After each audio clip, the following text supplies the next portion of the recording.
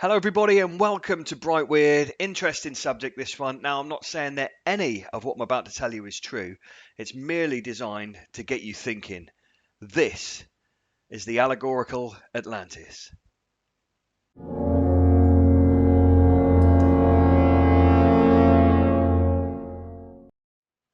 In the words of Helena Blavatsky, the mind is the slayer of the real. Let the disciple slay the slayer. And it was Plato that wrote of Atlantis. But afterwards there occurred violent earthquakes and floods, and in a single day and night of misfortune all of your warlike men in a body sank into the earth, and the island of Atlantis in a manner disappeared into the depths of the sea, for which reason the sea in those parts is impassable and impenetrable, because there is a shoal of mud in the way, and this was caused by the subsidence of the island. In the last passage that I read to you there was a phrase, in a body, and I need you to focus on that throughout.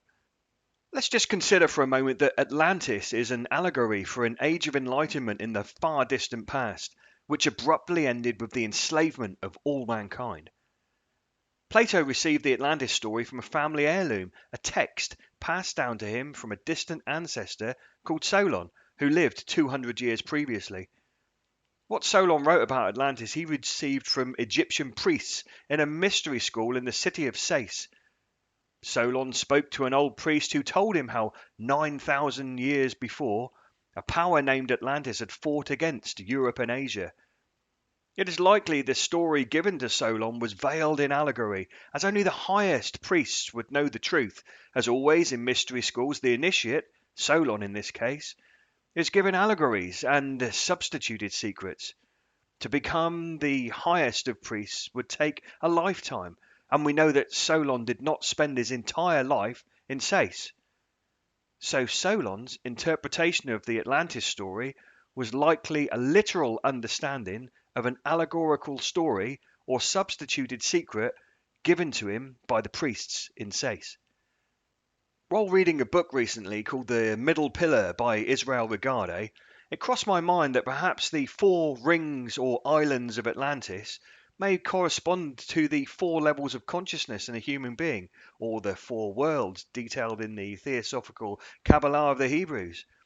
Regarding consciousness, there are four levels. The archetypal, which is the deepest primordial consciousness deep inside you. The creative, dreams without sleep. The formative, dreams with sleep, and the active, what we currently call awake. Humans are locked like prisoners in the active world or the four-dimensional realm of waking consciousness. Only the tip of the total psychological iceberg is above the conscious surface, with the other three worlds being deep below the surface and beyond the conscious reach and control of all but a few humans. Only those who connect with the deeper levels of consciousness truly wake up. And to do so, you have to descend through the shoals of mud and neuroses in the formative world. Modern society has conditioned its populace to believe certain things, a populace prevented from free thinking. Through the ages, those who wake up, or free thinkers, have been persecuted or killed for their bespoke and original beliefs. Conclusions they may have arrived at without external influence. And it seems that many freethinkers, independent and separated by ages, come to similar divine conclusions. And if you think the persecution of freethinkers ended in the Dark or Middle Ages, you're wrong. You're terribly wrong. Because even today, freethinkers are ridiculed or even locked up, committed as madmen. If you do not conform, you are punished. You're punished by your friends, your family, society, and even the government. Free thinking is not free. The price you pay in this overbearing society of control is a very dear one. So what am I talking about there? I'm saying that if you're a free thinker, your friends and family, you don't need to be burnt at the stake because your friends and family will all laugh at you and call you a madman for the things that you're thinking and saying, when actually it's society that's conditioned them to do that to free thinkers to prevent them from doing that very thing. Perhaps Atlantis, the society of enlightenment, was destroyed by a flood, a flood of false consciousness and control. On one terrible night and night of misfortune, when a megalithic consciousness plan, a conscious controlling machine, was turned on, and in the distant past or near future, all mankind went to sleep. A machine that uses the very fabric of nature to subdue or control the thoughts of mankind.